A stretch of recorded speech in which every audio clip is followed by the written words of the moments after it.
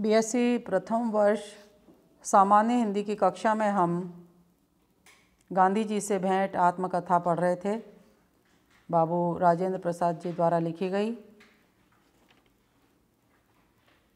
मैं डॉक्टर विनीता कौशिक, सहाचार्य हिंदी, जानकी देवी बजाज राजकीय कन्या महाविद्यालय कोटा। कल हमने चर्चा की थी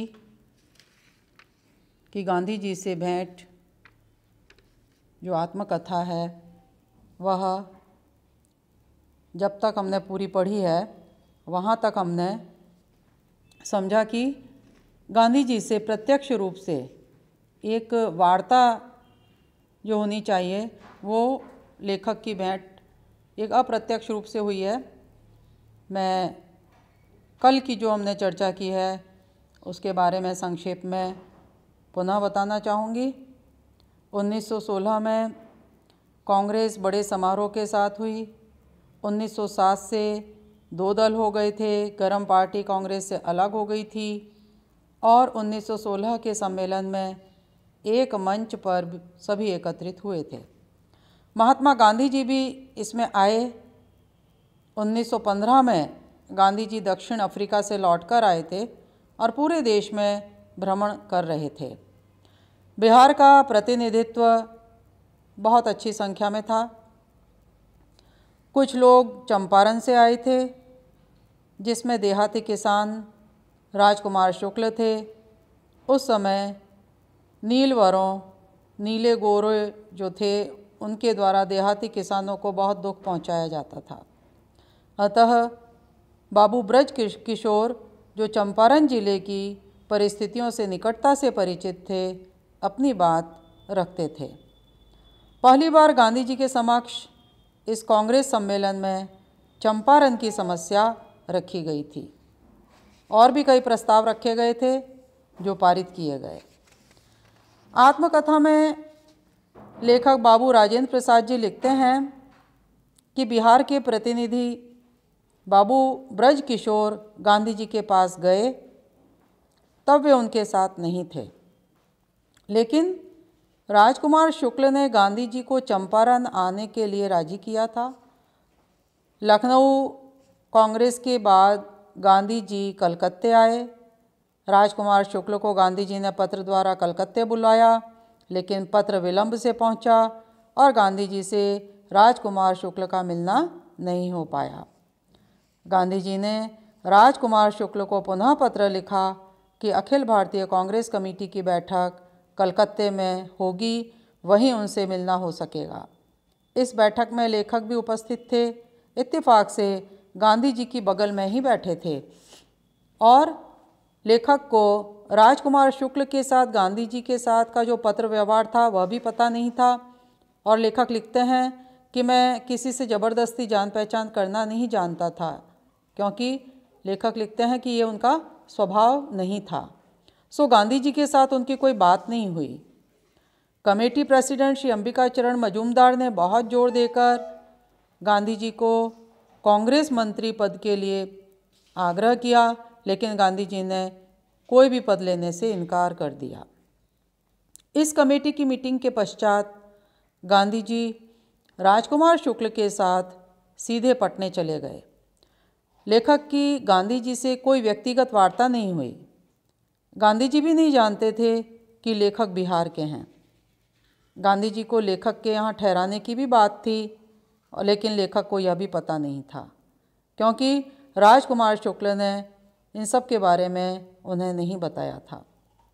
लेखक बाबू राजेंद्र प्रसाद जी कलकत्ते से सीधे जगन्नाथपुरी चले गए और जब लेखक के घर गांधी जी पहुँचे तो वहाँ के नौकर ने कोई देहाती मुवक्किल समझकर बाहर के कमरे में ठहरा दिया। इतने में मजरूल हक साहब को जब खबर हुई तो वे गांधी जी को अपने घर ले आए। संध्या समय गांधी जी मुजफ्फरपुर पहुँचे और आचार्य कृपलानी जी के पास ठहरे। एक दुभाषी के साथ गांधी जी 4 दिन चंपारण में रुके। चंपारण के गांवों को नीलवरों के द्वारा लूटा जाता था।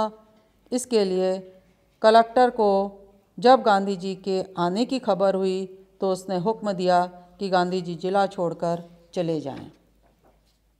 इतना हमने कल समझा था। आज हम इससे आगे की चर्चा करेंगे। बाबू गोरख प्रसाद के मकान पर गांधी जी ठहरे थे। हम लोग जब वहाँ पहुँचे तो गांधी जी एक कुर्ता पहने हुए थे। हम लोगों से उनका परिचय पहले से नहीं था। जब परिचय कराया गया तो मुझसे हंसते हुए उन्होंने कहा, आप आ गए? आपके घर पर तो मैं गया था। मैंने कुछ किस्सा तो सुन लिया था, इसलिए कुछ शर्मिंदा भी हुआ। उन्होंने जो कुछ कचहरी में हुआ था सब कह सुनाया। चंपारण में महात्मा गांधी नामक पुस्तक में जो उस आंदोलन के सफलतापूर्वक समाप्त होने के थोड़े ही दिनों बाद लिखी और प्रकाशित की गई थी, मैंने चंपारण का सारा किस्सा विस्तार पूर्वक दे दिया है।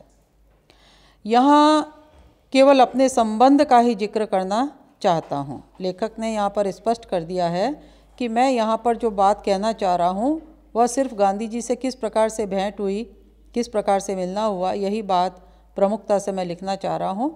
बाकी की जितनी भी बातें हैं वो मैंने अपनी जो पुस्तक है चंपारण में महात्मा गांधी, उसमें लिख दिया है। गांधी जी को पहले पहल देखकर मेरे ऊपर कोई ख़ास असर नहीं पड़ा।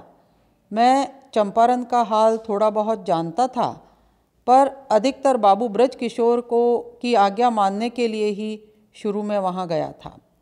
सोचा था जो कुछ काम होगा वह कर दिया जाएगा। स्वप्न में भी यह मन में नहीं आया था कि वहाँ पहुँचते ही जेल जाने का जटिल प्रश्न सामने होगा। गांधी जी ने सब बातें कहकर हमसे कहा कि अपने साथी बाबू धरणीधर और बाबू रामनवमी से और सब बातें सुन लीजिए। इतना कहकर वह मिस्टर पोलक से बातें करने लगे। हम लोगों ने उन दोनों भाइयों से विस्तार पूर्वक सारा हाल सुना। मालूम हुआ कि गांधी जी प्रायः रात भर जाग कर वायसराय तथा नेताओं के पास भेजने के लिए पत्र लिखते रहे हैं और कचहरी के लिए अपना बयान ही उन्होंने रात में ही तैयार कर लिया है। उन दोनों से जो दुभाषिए का काम करने के लिए ही आए थे, गांधी जी ने पूछा था कि मेरे कैद हो जाने के बाद आप लोग क्या करेंगे। वे लोग प्रश्न की गूढ़ता को शायद पूरा समझ न सके थे। बाबू धरणीधर ने मजाक में कह दिया था कि आपके अर्थात गांधी जी के कैद हो जाने के बाद दुभाषिया का काम नहीं रह जाएगा, हम लोग अपने अपने घर चले जाएंगे। यह सुनकर गांधी जी ने प्रश्न किया, और इस काम को ऐसे ही छोड़ देंगे? क्योंकि जो भी समस्याएं गांधी जी वहाँ सुनने के लिए आए हैं, उन सभी समस्याओं के ऊपर विचार करने के पश्चात जो उन्होंने निर्णय लिया है, उस निर्णय के बाद में गांधी जी पर मुकदमा होगा, स्वाभाविक है, और प्रथम दृष्टया उनको जेल भेज दिया जाएगा। यह बात स्पष्ट मालूम हो चुकी थी। इसीलिए यहाँ पर हम गांधी जी की जो हम विशेषताएं पढ़ते हैं, उसका एक ज्वलंत उदाहरण सामने आता है कि कैसे लोगों के दुख दर्द को जानकर वो उसके साथ में हो लिया करते थे, और उसमें फिर उनको यह भी मन के अंदर भाव नहीं आता था, जैसा कि यहाँ पर लिखा हुआ है कि गांधी जी ने पूछा कि मेरे कैद हो जाने के बाद आप लोग क्या करेंगे। तो जो दुभाषिए थे, जो वहाँ के हालचाल को गांधी जी को अपनी भाषा में समझा देते थे, तो उनके मन में यह बात कदापि नहीं आई, बिल्कुल नहीं आई कि हम गांधी जी को किस प्रकार का उत्तर दे रहे हैं। उन्होंने उसे मजाक ही समझ लिया। तो गांधी जी ने उन समस्याओं को कितने गूढ़ता के साथ, कितने अपनेपन के साथ जोड़कर कार्य किया, और दुभाषिया जो था, जो वहाँ का ही रहने वाला है, जो वहाँ की सारी समस्याओं को गांधी जी को बता रहा है, वह उत्तर देता है जब बात आती है कि कैद हो जाने के बाद आप क्या करेंगे? तब उन्होंने कहा कि हम दुभाषी का काम छोड़ देंगे, क्योंकि हमें अभी तक ये काम करना पड़ रहा था। तो जन मन के जो भाव हैं वह भी गांधी जी के साथ धीरे धीरे जुड़े हैं, क्योंकि जो व्यक्ति त्याग कर रहा है, अपना सब कुछ न्यौछावर कर रहा है, निश्चय ही सब लोग उनके साथ हो ही लेते हैं। इस पर उन लोगों को कुछ सोचना पड़ा। बाबू धरणीधर ने, जो बड़े थे, उत्तर दिया कि जब वह जांच का काम जारी रखेंगे और जब उन पर भी सरकार की ओर से नोटिस हो जाएगी तो वह चूंकि जाने के लिए तैयार नहीं हैं, खुद तो चले जाएंगे और दूसरे वकील को भेजेंगे जो जांच का काम करेंगे, और अगर उन पर भी नोटिस हुई तो वह भी चले जाएंगे और पीछे तीसरी टोली आएगी। इस प्रकार काम जारी रखा जाएगा। अब देखिए कि जो एक सशक्त व्यक्तित्व था गांधी जी का, सब उनके साथ हो लेते थे, क्योंकि वहाँ त्याग था। यह सुनकर गांधी जी को कुछ संतोष हुआ, पर पूरा नहीं। उन लोगों को भी संतोष न हुआ।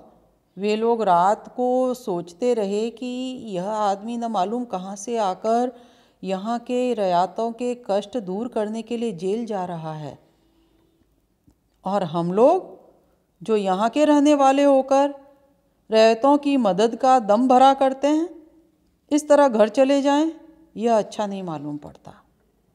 क्योंकि एक व्यक्ति बाहर से आकर हम लोगों के दुख दर्द को सुनकर जेल जाने के लिए तैयार है, और हम जो रात दिन दुख झेल रहे हैं वह कैसे चैन की नींद अब हम सो सकते हैं? यह प्रश्न उनके मन में जागा। यह थी गांधी जी के मन की, गांधी जी के कर्म की सच्चाई की जीत। पर जेल की बात अभी हम में से किसी ने कभी सोची ही न थी। जेल तो एक भयंकर जगह समझी जाती थी, जहाँ से गिरफ्तारी के बाद भी बचने के लिए लोग हजारों खर्च करके आराम पाने का प्रबंध करता था। अगर कोई मजबूरी से जेल चला भी गया तो वहाँ रुपए खर्च करके आराम पाने का प्रबंध कर लेता था। और यहाँ यह आदमी जो दक्षिण अफ्रीका में इतना काम कर आया है, इन अनजान किसानों की खातिर सब कष्ट सहने के लिए तैयार है। ऐसी दशा में भी हम घर चले जाएं, यह कैसे हो सकता है? इधर बाल बच्चों की भी फिक्र थी। रात भर सोच विचार करने के बाद दूसरे दिन सवेरे गांधी जी के साथ ये लोग कचहरी जा रहे थे। इनकी भावनाएं उमड़ पड़ी। इन्होंने साफ साफ कह दिया, आपके जेल जाने के बाद अगर ज़रूरत पड़ी तो हम लोग भी जेल जाएंगे। ये होता है सत्य की जीत। मन के अंदर यदि सत्य जागा हुआ है तब उसके साथ में सब चल पड़ते हैं, और गांधी जी के साथ यही था। यह सुनते ही गांधी जी का चेहरा खिल उठा। वह बहुत खुश होकर बोल उठे, अब मामला फतह हो गया।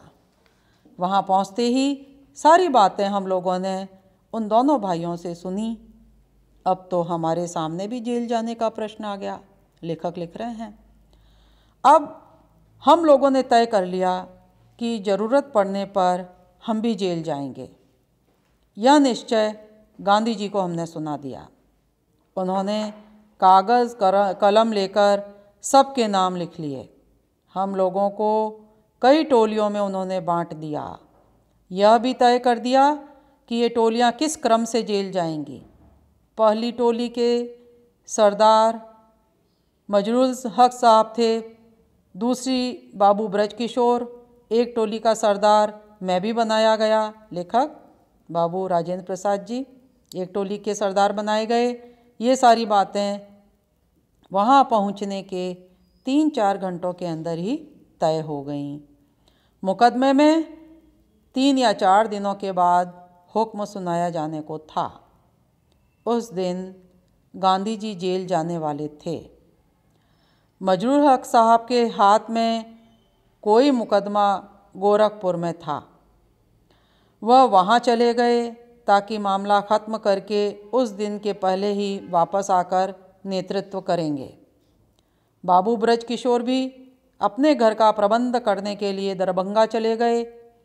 हम लोग मोतिहारी में ही ठहर कर किसानों के बयान सुनने और लिखने लगे। विचार था कि जब ये दोनों सज्जन वापस आ जाएंगे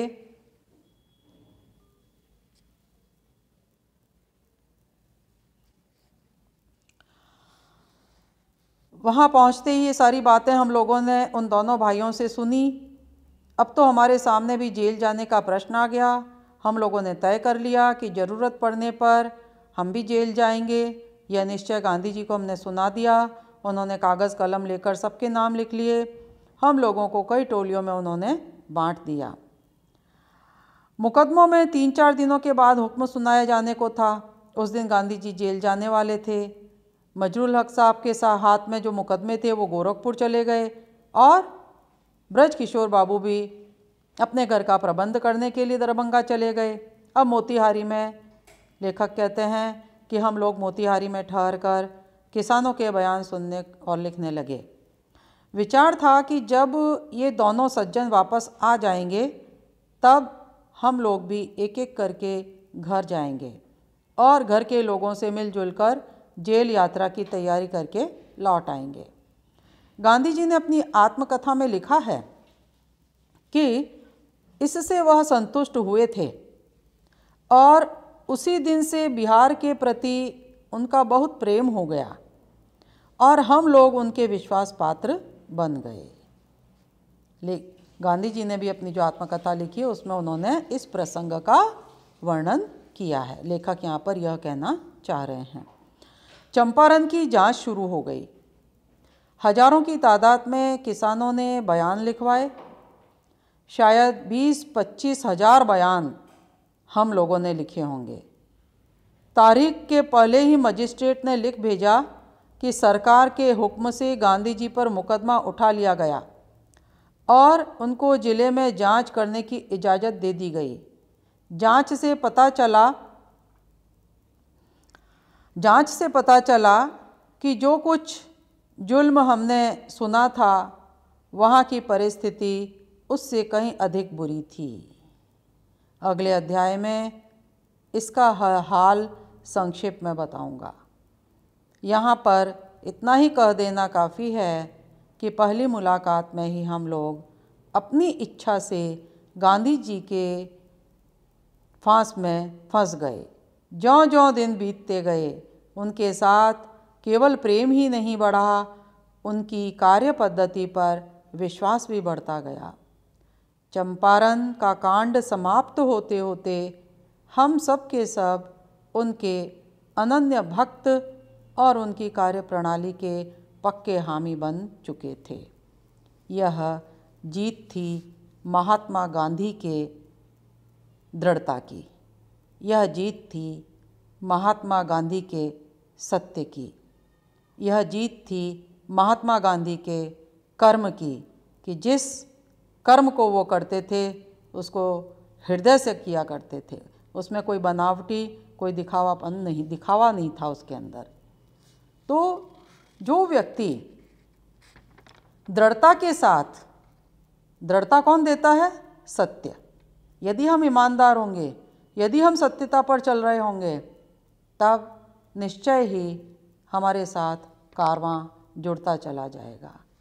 यही बात यहाँ पर लेखक ने अंत में कही है कि चंपारण का कांड समाप्त होते होते हम सब इस स्थिति में आ गए कि महात्मा गांधी के साथ हमारा एक अटूट विश्वास जुड़ गया, क्योंकि जीवन के जो मूल्य हैं, सारे मूल्य महात्मा गांधी के अंदर बड़ी दृढ़ता के साथ में बने हुए थे। यही कारण है कि वे लोक नायक हैं, आज भी हैं, कल भी रहेंगे, हमेशा रहेंगे। तो बाबू राजेंद्र प्रसाद जी द्वारा जो लिखी गई आत्मकथा है गांधी जी से भेंट, हमने बहुत संक्षेप में आपके जो चैप्टर में दिया गया है उस खंड को हमने पढ़ा है। यदि आपको कभी भी मौका मिले तो तो गांधी जी की आत्मकथा अवश्य पढ़ें। और इस प्रकार से जब हम आत्मकथा पढ़ते हैं तब उस व्यक्तित्व के बारे में जान पाते हैं जिसने कि बड़ी ईमानदारी के साथ में अपने लिए सब कुछ लिखा होता है। आज ये चैप्टर यहीं समाप्त होता है। गांधी जी से भेंट आत्मकथा बाबू राजेंद्र प्रसाद जी द्वारा लिखी गई। और कल हम चर्चा करेंगे महाराजपुर से ग्वारी घाट जबलपुर अमृतलाल वेगड़ की रचना। बहुत बहुत धन्यवाद।